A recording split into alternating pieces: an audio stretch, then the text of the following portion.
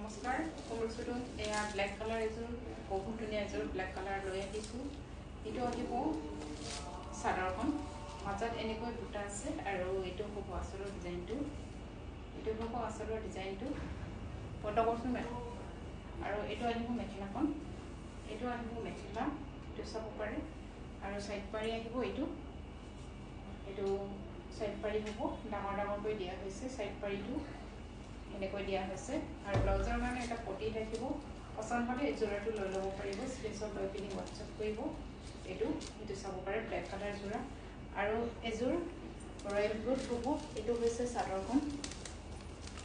এয়া বহুত হেভি জোৰা হয় আপোনালোকে পছন্দ হ'লে এই জোৰাটো লৈ ল'ব পাৰিব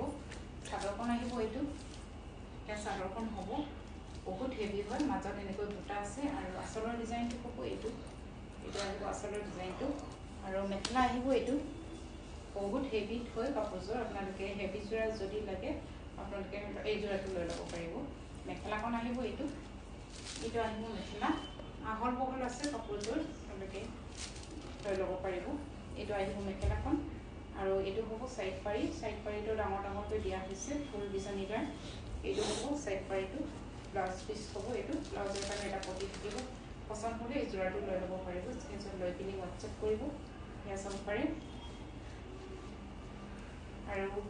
পেজটো ফলো কৰি ল'ব আৰু ভিডিঅ'টো শ্বেয়াৰ কৰি দিব ধন্যবাদ